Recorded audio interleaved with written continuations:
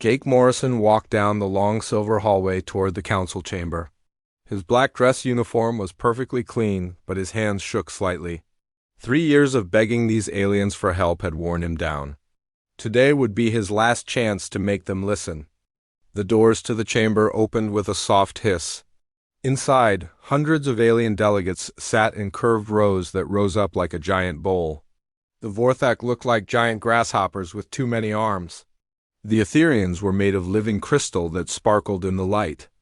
The Nebulans floated in glass containers filled with purple gas. All of them stared down at Jake as he walked to the speaking platform in the center. Jake had been Earth's ambassador to the Galactic Council for 5 years. He remembered when getting this job felt like the greatest honor of his life. Now it felt like a curse. These creatures had never seen humans as equals. To them, humans were just another young species that needed to learn their place. The Council Prime, a tall Vorthak named Vextara, clicked her mandibles together. Ambassador Morrison, you have requested another emergency session. We hope you have something new to tell us this time. Jake stepped up to the hologram projector in the center of the platform. He had practiced this speech 100 times, but his mouth still felt dry. Honored delegates, I come before you once again to ask for your help.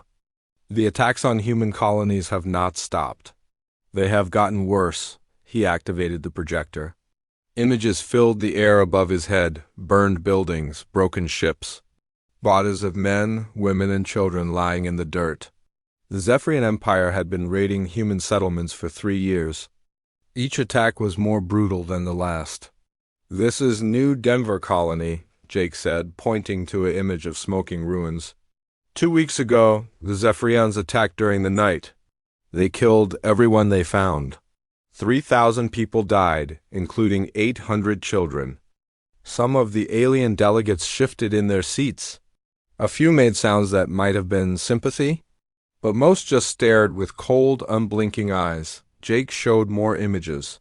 This is Haven's Rest, Carson's World, New Phoenix. All destroyed. All abandoned. The Zephyrians are not just raiding anymore. They are wiping out entire colonies. He turned off the projector and looked up at the delegates. These are not soldiers dying in battle. These are farmers, teachers, doctors, and children. Innocent people who came to the frontier to build new lives. They trusted that the Galactic Council would protect them. Council Prime Vextara clicked her mandibles again. Ambassador Morrison, we have discussed this matter many times. The Zephyrian Empire claims these attacks are responses to human aggression. They say your colonies have expanded into their territory. Jake felt anger rise in his chest, but he kept his voice calm. That is a lie, Council Prime. Our colonies were established in unclaimed space. We followed all galactic laws. We filed all the proper reports. The Council approved every settlement. A delegate from the Calvorian Republic raised one of his 6 arms. Perhaps the humans should consider withdrawing from disputed areas. Peace is more valuable than territory? There are no disputed areas, Jake said, his voice getting louder. These are legal human colonies. The Zephyrians are committing genocide, and you know it, murmurs spread through the chamber. The word genocide was not used lightly in galactic politics. But Jake was past caring about diplomatic language. A Nebulan delegate's voice came through her translator box. The Zephyrian Empire has been a member of this council for 2,000 years. They are a civilized species. Surely there is another explanation for these unfortunate incidents. Jake stared at the floating gas creature. Unfortunate incidents? They are executing children. How is that civilized? Council Prime Vextara stood up. Her insect-like body towered over Jake even from her high seat. Ambassador Morrison, your emotional outbursts are not helping this discussion. The Zephyrians have agreed to meet with human representatives to discuss these border problems. That is a reasonable solution. We have tried talking, Jake said. For 3 years we have tried talking. While we talk, they keep killing our people. They killed 1,000 colonists just last month while their diplomats were sitting in peace talks with us. An Etherian delegate's crystal body flashed different colors as she spoke. Perhaps humans should not have settled so far from Earth. Your species is young? You expand too quickly without thinking about consequences. Jake felt something break inside him. These aliens were never going to help. They had made up their minds that humans were the problem. It did not matter how much evidence he showed them. It did not matter how many innocent people died.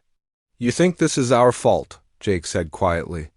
"You think we deserve this because we are young and stupid, because we are not as old and wise as you?" The chamber fell silent. Jake looked around at hundreds of alien faces staring down at him. "Let me tell you something about humans," Jake continued. "We are not as old as you. We have not been flying between stars for thousands of years, but we learn fast. And we remember everything." Council Prime Vex Thara clicked her mandibles in what Jake had learned was annoyance. "Ambassador Morrison, threats will not help your case." "This is not a threat," Jake said. "This is a warning.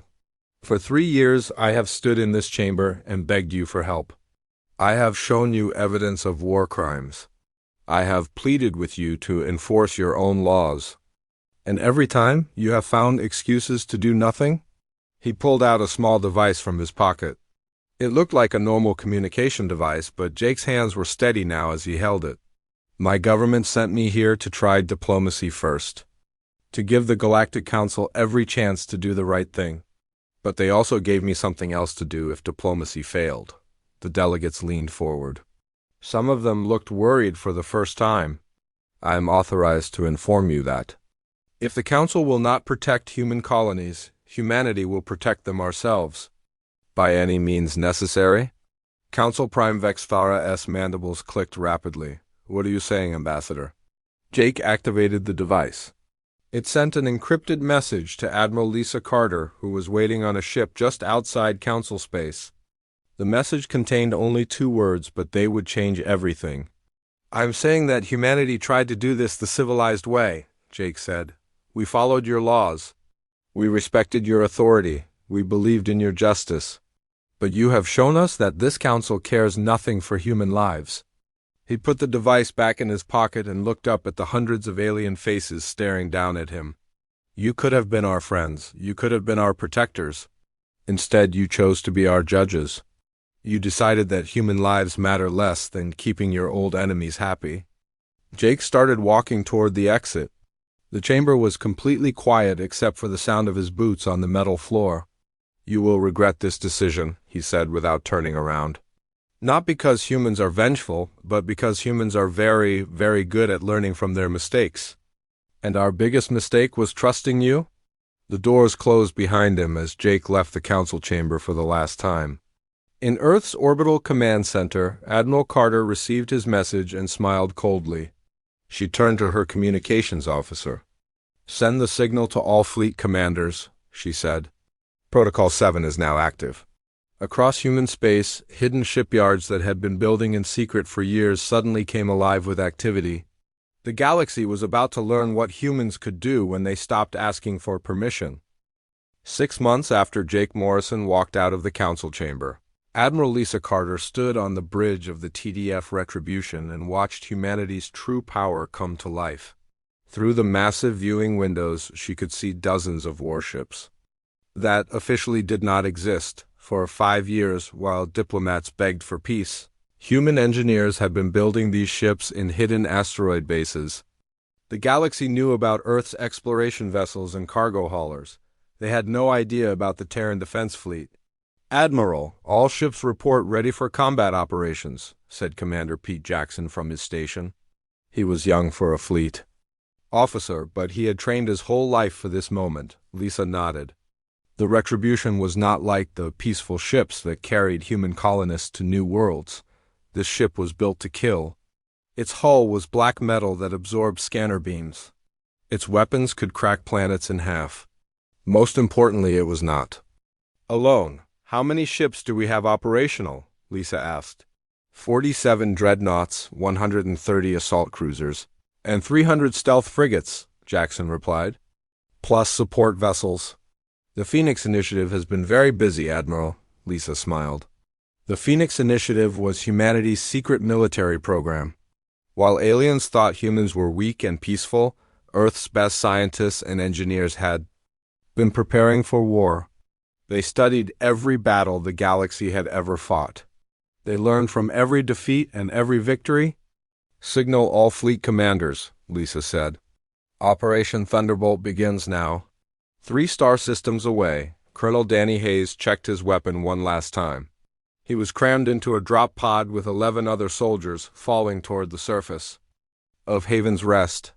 The colony had been under Zephyrian occupation for 2 months. The aliens thought they owned it now. They were about to learn otherwise. 60 seconds to drop, said Sergeant Kelly Brooks over the radio. She was Hayes' second in command and the toughest soldier he had ever met. Remember, no prisoners. Command. Wants to send a message. Hayes looked at his men. They wore black power armor that made them look like mechanical monsters. Their weapons fired bullets that could punch through tank armor, but their real advantage was not their equipment. It was their training. Human soldiers did not fight like aliens. Aliens had rules about war. They had honor codes and traditions that went back thousands of years. Humans had studied all those rules and traditions, then thrown them away. 30 seconds, Brooks said. Remember what they did to the colonists here. Remember the children. Hayes remembered. The Zephyrians had broadcast their execution of the colony's children to warn other human settlements. They meant to terrify humans into surrender. Instead, they had created an enemy that would never forgive and never forget. 10 seconds. Drop in 3, 2, 1, execute. The pod doors exploded open and Hayes fell into the night sky. Below him, the Zephyrian occupation force was sleeping peacefully in their fortified camp. They had sensors watching for human ships, but they were not looking for soldiers falling from orbit. Hayes hit the ground at 60 miles per hour. His armor absorbed the impact without a sound. Around him, his soldiers landed like deadly shadows. The Zephyrians did not even know they were there. Alpha Team, take the command post, Hayes whispered into his radio. Beta Team, communications array. Gamma Team, barracks. Delta Team, vehicle depot. Execute. The human soldiers moved through the alien camp like ghosts. Their armor made them invisible to heat sensors. Their weapons were silenced. The first Zephyrian guards died without making a sound. Hayes reached the main command building and placed explosive charges on the doors. The blast woke up the entire camp, but it was already too late. Human soldiers were everywhere, killing everything that moved. Commander Zachther, the Zephyrian leader, stumbled out of his quarters just as Hayes put a bullet through his head. The alien's blood sprayed across the wall behind him. All teams report, Hayes said. Alpha Team, command post secured. All hostiles eliminated. Beta Team, communications down. No distress signals sent. Gamma Team, barracks cleared. 200. Hostiles confirmed dead. Delta Team, all vehicles destroyed. No escape possible. Hayes looked around the burning camp. It had taken his soldiers exactly 12 minutes to kill every Zephyrian on the planet. The colony was free, but Hayes was not finished. Brooks, get me a connection to the Zephyrian fleet in orbit, he said. A few minutes later, Sergeant Brooks handed him a radio. You are connected to the ZES Conqueror, Colonel. Hayes keyed the microphone. This is Colonel Danny Hayes, Terran Defense Corps. I'm speaking to whatever Zephyrian is in command up there. A translator crackled to life. This is Fleet Commander Vexken. Human, you will surrender immediately or we will destroy the colony from orbit. No, Hayes said. You will withdraw from this system immediately or I will come up there and kill all of you personally. The alien commander made a sound that might have been laughter. You have 40 soldiers, human. I have 6 battle cruisers. You cannot threaten me, Hayes smiled. Commander, I want you to look at your sensor screens. Look very carefully. There was silence on the radio for several seconds. Then Vexken spoke. Again, and his voice was different, afraid. Those are not human ships. Humans do not have ships like that. Commander, let me introduce you to the TDF Nemesis, the TDF Destroyer, and the TDF Annihilation. Those are human ships. Very angry human ships. From orbit, Captain Roy Miller watched the Zephyrian fleet try to run. The aliens had never seen ships like his. The Nemesis was twice as big as their largest cruiser and armed with weapons they could not even identify. "Sir, the Zephyrian fleet is attempting to escape to hyperspace," reported his weapons officer. "Denied," Miller said calmly. "Target their engines. Disable them first. I want them to see what is coming." The Nemesis fired its quantum lances. Beams of pure energy reached across space and touched the fleeing Zephyrian ships. Their engines exploded in brilliant flashes of light. The alien vessels tumbled helplessly through space. "Now finish them," Miller ordered. The second volley destroyed all 6 Zephyrian ships in less than 10 seconds. There were no survivors. Back on the planet, Hayes watched the explosions light up the sky. "All teams, prepare for immediate extraction. Our ride is here." But as the human soldiers prepared to leave Haven's Rest, Hayes received new orders from Admiral Carter. The message was short and simple. Do not return to base. Pursue enemy forces to their source. Eliminate all military assets. Hayes smiled and turned to his soldiers.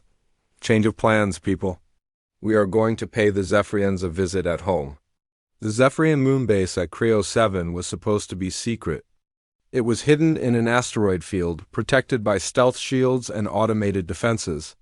The Zephyrians used it to stage their attacks on human colonies. They thought it was safe. Hayes and his soldiers approached the base and captured Zephyrian ships.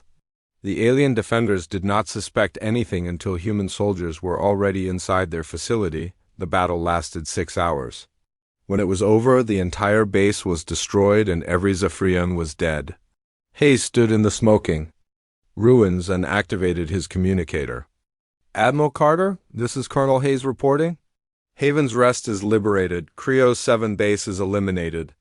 Awaiting further orders, Lisa Carter's voice came back immediately. "Well done, Colonel. Return to your ship and prepare for the next phase. We have a lot more work to do." Across the galaxy, news of humanity's sudden military capabilities spread like wildfire. The peaceful humans who had begged for protection were gone. In their place was something the galaxy had never seen before. A species that had learned from every military mistake in galactic history and was now ready to use that knowledge. The Galactic Council called emergency sessions.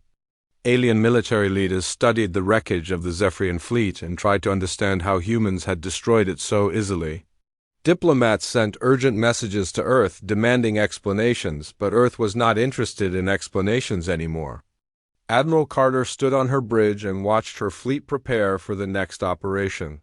Humanity had tried peace and diplomacy. Now they would try something else. War. War Commander Thrixka stood on the bridge of his flagship and watched his massive fleet prepare for battle.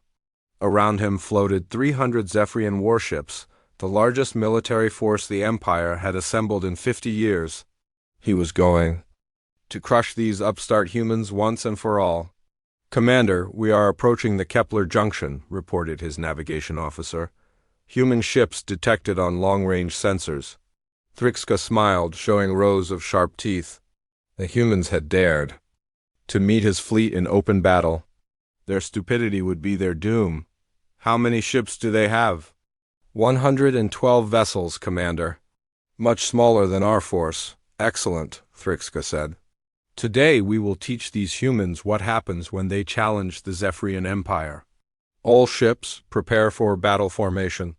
The Kepler Junction was a critical point in space where several hyperspace routes came together. Whoever controlled it could move freely through this part of the galaxy. The humans had chosen their battleground well, but it would not save them. On the other side of the junction, Captain Roy Miller watched the approaching Zephyrian fleet from the bridge of the TDF Vanguard. His ship was smaller than the enemy flagship, but Miller was not worried. The aliens had numbers, but humans had something better. "Sir, enemy fleet is entering weapons range," reported Lieutenant Jane Scott from her tactical station. "They are moving into standard attack formation," Miller nodded.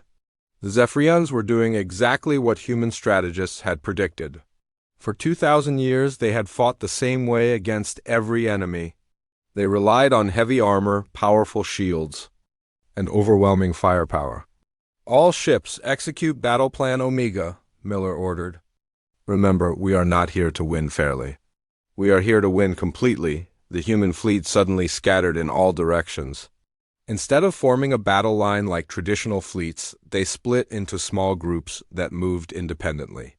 The Zephyrians had never seen anything like it. What are they doing? Thrixka demanded. This is not how space battles are fought. His tactical officer studied the sensor displays with confusion. Commander, they appear to be using some kind of swarm tactics. Their ships are moving in unpredictable patterns. Thrixka growled. Matter. We have superior firepower. All ships, open fire. The Zephyrian fleet unleashed a massive barrage of plasma bolts and energy beams. The space between the two fleets lit up like a star going nova. But when the light faded, the human ships were still there, weaving between the shots like dancers. Impossible, Thrixka whispered. No ship can move that fast. Captain Miller smiled as his ship rolled and twisted through the enemy fire. Human ships were not just smaller than alien vessels. They were faster, more maneuverable, and much harder. To hit, return fire, Miller ordered. Target their shield generators. The TDF Vanguard fired its quantum lance directly at the nearest Zephyrian cruiser. The beam passed right through the alien ship's energy shields as if they were not there. The cruiser exploded in a ball of fire. Shields down, Miller announced to his fleet. All ships, weapons free. What happened next was not a battle. It was a massacre. Human ships swarmed around the larger Zephyrian vessels like angry insects. Their quantum weapons cut through alien armor like paper. Their missiles found weak points that aliens did not even know existed. Most importantly, they coordinated their attacks perfectly. The Zephyrians had trained to fight against other aliens who followed the ancient rules of war. They expected their enemies to line up and trade shots until one side broke. Instead, they faced an enemy that attacked from every direction at once. Commander, we have lost 30 ships, his tactical officer reported. The humans are using weapons we do not understand. Thrixka watched another of his cruisers explode. How is this possible? Human technology is primitive. They have only been in space for 200 years. Perhaps they learned from someone else, the tactical officer suggested. Thrixka suddenly understood. They learned from us, from all of us. They have been watching and studying every battle we have ever fought. The human fleet pressed their attack without mercy. They did not try to capture enemy ships or take prisoners.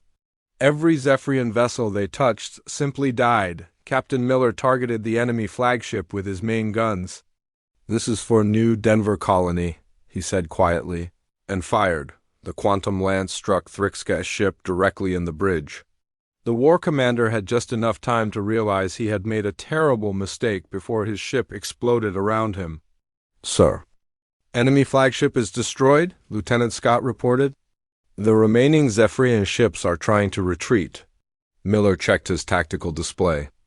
Of the 300 enemy ships that had entered the battle, only 40 were still alive and running for hyperspace.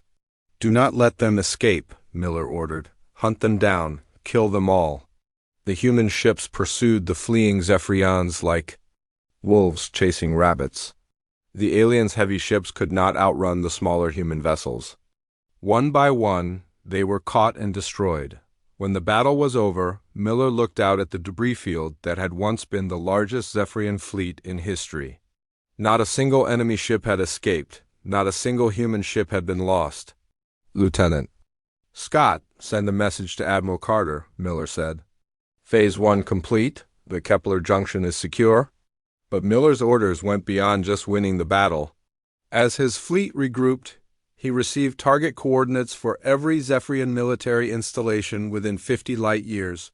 Shipyards, training academies, weapon factories, orbital defense platforms, all of them were marked for destruction. Sir, are we really going to attack civilian targets? Lieutenant Scott asked. Miller looked at her with cold eyes. Those are not civilian targets, Lieutenant. Those are military assets. And our orders are to eliminate all Zephyrian military capability in this sector. The human fleet split into smaller groups and jumped to hyperspace. Over the next week, they systematically destroyed everything the Zephyrian military had built in this part of the galaxy.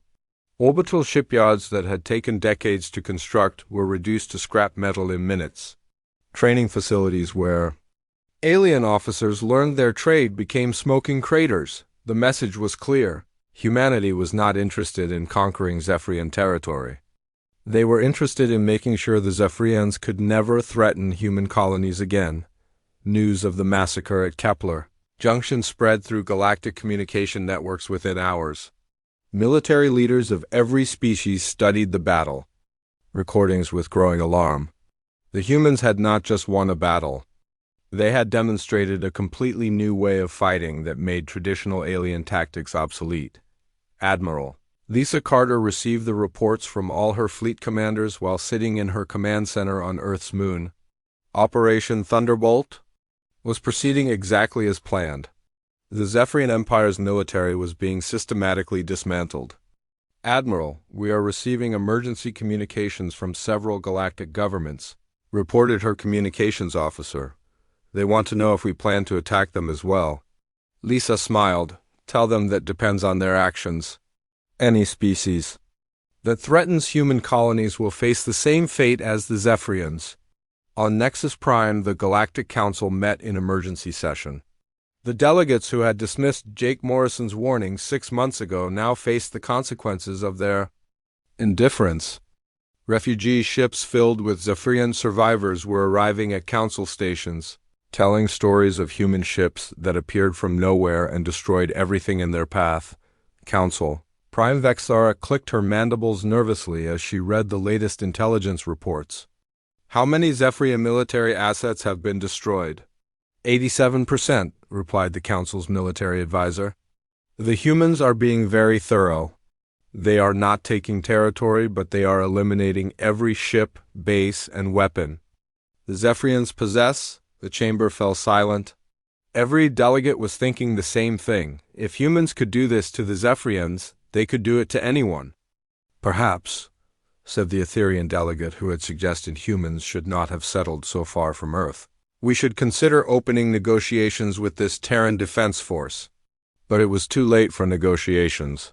Humanity had tried talking for 3 years. Now they were done talking forever. The emergency session of the Galactic Council was unlike anything in the organization's 2,000-year history. Every delegate seat was filled, and the chamber buzzed with nervous energy. Outside the station, refugee ships from the former Zephyrian Empire continued to arrive, carrying survivors who told stories of human warships that appeared like ghosts and destroyed everything in their path. Council. Prime Vexara stood at her podium, her insect-like form trembling slightly. 3 months had passed since the massacre at Kepler Junction, and the humans showed no signs of stopping their campaign. Delegates of the Galactic Council, she began, we face the most serious crisis in our history. The human military has destroyed 96% of Zephyrian military assets. Their fleets now patrol space that was once sovereign Zephyrian territory. We must demand an immediate end to these aggressive actions. The chamber doors opened, and 3 figures in dark uniforms walked in. Jake Morrison looked different from the desperate diplomat who had pleaded for help months ago. His eyes were cold now, and he walked with the confidence of someone who no longer needed to beg for anything.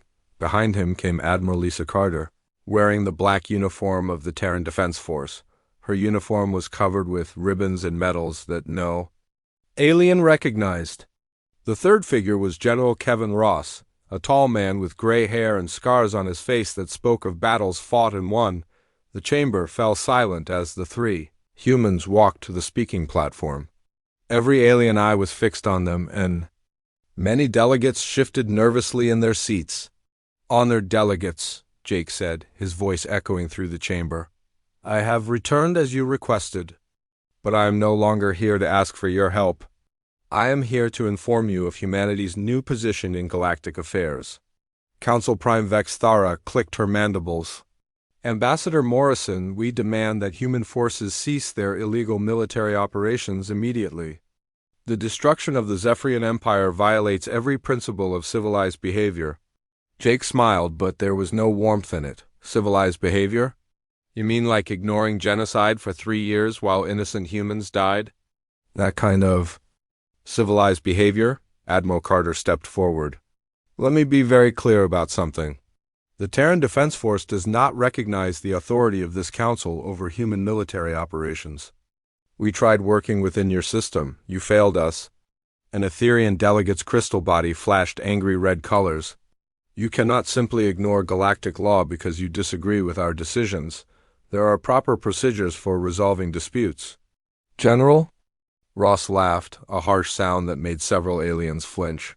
Procedures? Your procedures got 3 million humans killed. We have found a better way to resolve disputes. He activated a holographic projector that filled the air above the platform, with a three-dimensional map of the galaxy. Red dots marked human fleet positions, and there were far more than anyone had imagined. This is the current deployment of Terran Defense Forces, Ross said calmly. As you can see, we have ships positioned near every major alien homeworld, including all council member species. The chamber erupted in shocked chittering, crystal chiming, and electronic screeching. Several delegates jumped to their feet, demanding explanations. Impossible, gasped the Vorthek military advisor. Our sensors would have detected such a massive fleet buildup. Admiral Carter smiled. Your sensors detect what we want them to detect? Stealth technology has advanced considerably since we started building warships instead of exploration vessels. Council. Prime Vexthara's voice was shrill with panic. This is an act of war. You are threatening every civilized species in the galaxy. No, Jake said quietly. We are making sure that what happened to our colonies never happens again, to anyone. A delegate from the peaceful Altarian Republic stood up, his blue skin pale with fear. Surely there must be room for negotiation. The Altarians have always been friends to humanity. We voted to help your colonies. General Ross checked his data pad. You voted to form a committee to study the situation. That committee was supposed to report back in 18 months. How many more humans would have died while you studied? The Altarian delegate sat down without another word. A new voice spoke from the back of the chamber. Perhaps the humans need to be reminded of their place in the galactic order. All eyes turned to see War Prince Drakmor of the Drakmori hegemony rising from his seat. The Drakmori were the galaxy's most feared warriors, a species that had conquered dozens of worlds and never lost a major battle. The Drakmori hegemony has watched these events with interest, Drakmor continued. Humans may have surprised the weak Zephyrians, but they have never faced true warriors. Perhaps it is time to restore proper order to the galaxy. The chamber fell completely silent. The Drakmori were legendary fighters who lived for battle. If they decided to fight the humans, it would be the most destructive war the galaxy had ever seen. General Ross looked at the alien warrior with amusement. Are you challenging humanity to a fight, War Prince? Drakmor's forearms spread wide in a gesture of dominance. The Drakmori fleet is already mobilizing. We will show you what real soldiers can do. Admiral Carter pulled out a small communication device and spoke into it. Captain Chun, please confirm the status of Operation Darkstar. A woman's voice came back immediately. Admiral, all targets are locked and ready. The Drakmori home fleet is currently at anchor around their capital world. They appear to be preparing for departure. Carter looked up at Drakmor with cold eyes. War Prince, I suggest you contact your fleet immediately and tell them to stand down. Drakmor laughed, a sound like grinding metal. You think I fear human threats? The Drakmori have conquered half this galaxy. We do not run from anyone. Captain Chun, Carter said into her communicator, execute Darkstar. 30 seconds. Later, an aide rushed into the chamber and whispered something urgent into Drakmor's ear. The War Prince's expression changed from arrogance to shock to rage. Impossible, he snarled. My fleet was protected by orbital defense platforms and shield generators. No enemy could approach our homeworld undetected. General Ross called up. Another holographic display. This one showed the Drakmori capital system in real time. Where the massive alien fleet had been anchored, there was now only debris. "Your entire home fleet has been destroyed," Ross said matter-of-factly. 17 dreadnoughts, 43 battle cruisers, and over 200 support vessels. Total time of engagement, 4 minutes and 37 seconds. The chamber erupted in chaos. Delegates shouted at each other in a dozen languages while others tried to contact their own military forces. The mighty Drakmori hegemony, terror of the galaxy for 1,000 years, had just been humiliated in minutes. Drakmor stared at the holographic display, his warrior's pride shattered. "How?" he whispered. Captain Amy Chen's voice came through. Carter's communicator. "Admiral, the Drakmori orbital defenses never even saw us coming. Their shield technology is about 50 years behind ours. It was almost too easy." Admiral Carter looked around the chamber at hundreds of terrified alien faces. "Let me explain something to all of you. For 5 years, while you ignored our pleas for help, humanity's best minds studied every battle you have ever fought. We learned from your victories and your defeats. We developed weapons and tactics specifically designed to counter your strengths and exploit your weaknesses." She gestured to the holographic display showing the destroyed Drakmori fleet. "This is what happens when you threaten human interests. We do not negotiate with enemies, we eliminate them." Council Prime Vexthara's voice was barely a whisper. "What do you want from us?" Jake Morrison straightened his uniform and looked up at the assembled delegates. "We want what we have always wanted, to be left alone to live in peace. But since you proved that you cannot protect innocent people from murderers, we will protect ourselves." General Ross deactivated the holographic display. "From now on, humanity will enforce its own justice in this galaxy. Any species that attacks human colonies will face complete destruction. Any government that supports such attacks will face the same fate," Admiral Carter added. "We are not interested in ruling you. We are not interested in your internal politics or your ancient feuds. But we will not tolerate any threats to human life or human interests." The 3 humans turned to leave the chamber. As they reached the doors, Jake Morrison looked back one last time. "You could have been our friends," he said. "You chose to be our judges instead. Now you get to live with the consequences of that choice." The doors closed behind them, leaving the Galactic Council to contemplate a new reality. The age of alien dominance was over. Humanity had claimed its place at the top of the galactic order, and they had done it not through diplomacy or negotiation, but through the application of overwhelming military force. In the silence that followed, every delegate understood that the galaxy had changed forever. 2 years had passed since humanity revealed its true power to the galaxy, and the universe had learned to live with its new masters. Fleet Commander Lisa Carter stood on the observation deck of the TDF Dominion, flagship of the Terran hegemony, and watched merchant ships from dozens of species dock at the massive human space station orbiting New Geneva. The station was a symbol of how much had changed. Where once human colonies had begged for protection, now alien governments competed for the privilege of trading with humanity. The same species that had once treated humans as inferior now paid tribute for the right to travel safely through space that humanity controlled.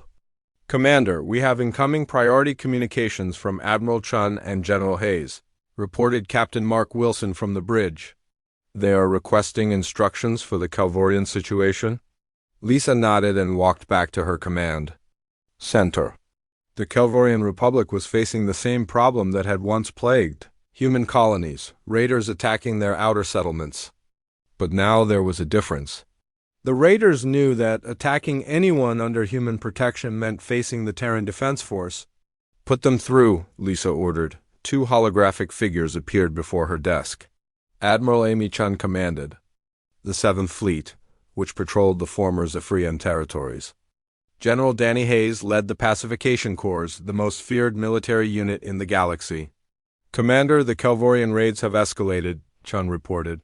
"The pirates are using old Drakmori ships and attacking civilian transports. 3 merchant vessels destroyed in the last week. Hayes added, "The raiders are based in the Scorpio Nebula. Intelligence suggests they are remnants of the Drakmori military, trying to rebuild their strength." Lisa studied the tactical displays floating above her desk. The Scorpio Nebula was perfect for hiding a pirate fleet. Dense gas clouds made sensors useless, and there were hundreds of asteroids where ships could hide. "How many ships are we dealing with?" she asked. "Approximately 40 vessels," Chun replied. "Nothing larger than a cruiser, but they are well armed and experienced." "The Kelvorians have formally requested our assistance," Hayes added. "They are offering to increase their tribute payments by 20%, Lisa smiled. The Kelvorians had been among the aliens who suggested humans should withdraw from disputed territory when the Zephyrians were committing genocide. Now they were paying humans for protection and grateful for the privilege. "Admiral Chun, take your fleet to the Scorpio Nebula. Eliminate all hostile vessels. No survivors, no prisoners." "Understood, Commander. What about the pirate base?" "Destroy it completely. Make sure every pirate in the galaxy knows what happens when they attack ships under human protection." The holographic figures saluted and disappeared.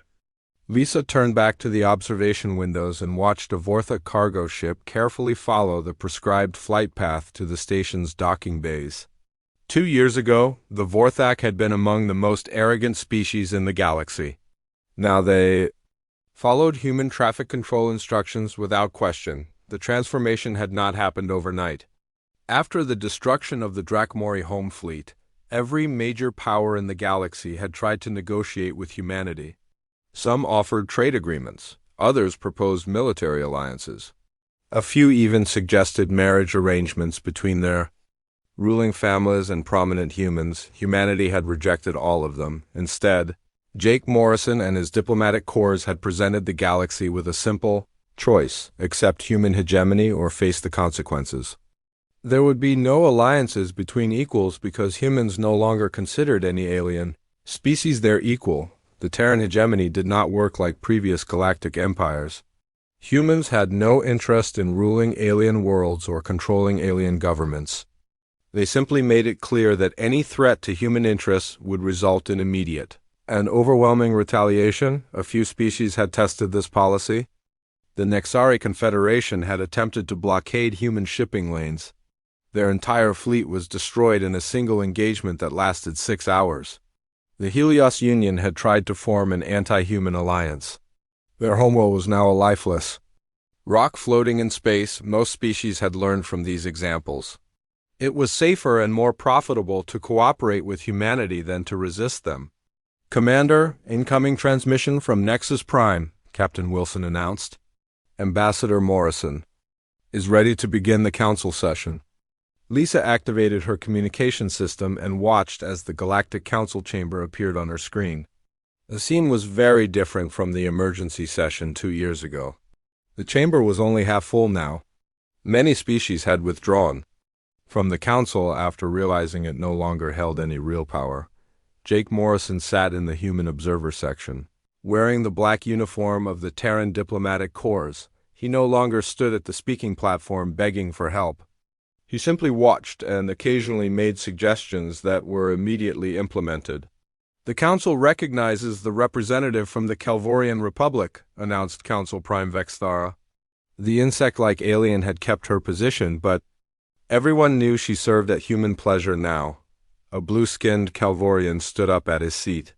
"Honored delegates, the Kelvorian Republic requests assistance with pirate raids in our outer territories. 17 of our ships have been destroyed in the past month." The chamber fell silent. Every alien delegate turned to look at Jake Morrison, waiting for his response. "The Terran hegemony is aware of this situation," Jake said calmly. "Our forces are already moving to address it. The pirates will be eliminated within 48 hours. Several delegates made sounds of relief. The Kelvorians had formally requested human protection 6 months ago and increased their tribute payments accordingly. That meant they were now under the umbrella of human military power.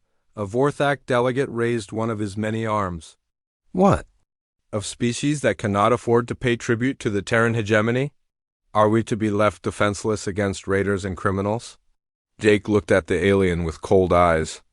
The Vorthic Collective chose to restrict trade with human colonies during the Zephyrian crisis. You supported economic sanctions against humanity when we asked for help. Why should we help you now? The Vorthic delegate sat down without another word. Several other aliens shifted nervously in their seats. Humanity had long memories and did not forgive past slights easily. An Etherian delegate's crystal body flashed desperate colors. Surely the great human civilization believes in mercy and forgiveness. We have learned from our mistakes, have you? Jake asked. Let me read you something from the official records of this council. He activated a holographic display that showed the text of old council resolutions. Motion 7429B, Economic Sanctions. Against human colonies for aggressive expansion. Passed by a vote of 847 to 23, Motion 7430A, Rejection of Human Request for Peacekeeping Forces. Passed by a vote of 921 to 8. Jake looked around the chamber at dozens of alien faces that had once dismissed human pleas for help. Every species that voted for those resolutions is now ineligible for Terran protection. You made your choice. When humans were weak and desperate, we remember. The chamber was completely quiet except for the soft humming of life support systems. The remaining council members understood that the age of alien dominance was truly over. However, Jake continued, the Terran hegemony is not unreasonable. Species that wish to earn our protection may apply for protectorate status. The requirements are simple: complete disarmament of offensive military forces, tribute payments of 20% of gross planetary income, and acceptance of human observers in your government. A few delegates gasped at the harsh terms, but none dared to protest. They had seen what happened to species that challenged human demands. The session ended with the usual bureaucratic procedures, but everyone knew the real decisions were made. Elsewhere, the Galactic Council had become a ceremonial body that rubber-stamped human policies. Later that day, Lisa Carter received Admiral Chen's report from the Scorpio Nebula. The pirate fleet had been completely destroyed, along with their hidden base. 43 ships eliminated, over 2,000 pirates killed, no human casualties. Mission accomplished, Commander, Chun reported. The Kelvorian shipping lanes are secure. Excellent work, Admiral. Return to patrol stations and monitor for any remaining pirate activity. Lisa closed the communication and looked out at the busy space lanes around New Geneva Station. Alien ships moved carefully along prescribed routes, their crews following. Human traffic control instructions precisely. Any vessel that deviated from approved flight paths was immediately intercepted by Terran defense. Force patrols. It was not the galaxy that humanity had hoped to join when they first reached for the stars. But it was the galaxy they had created after learning that the universe did not reward the weak or protect the innocent. The Council had ignored their warnings. When humans were weak and desperate, now they lived in a universe where humanity's word was law and their fleets enforced peace through overwhelming strength. Jake, Morrison had been right during that final diplomatic session years ago. The galaxy would regret ignoring humanity's pleas for help. Not because humans were vengeful, but because humans were very good at learning from their mistakes. They had learned that in a hostile universe, only strength commanded respect, and now the galaxy trembled at the sound of approaching human ships.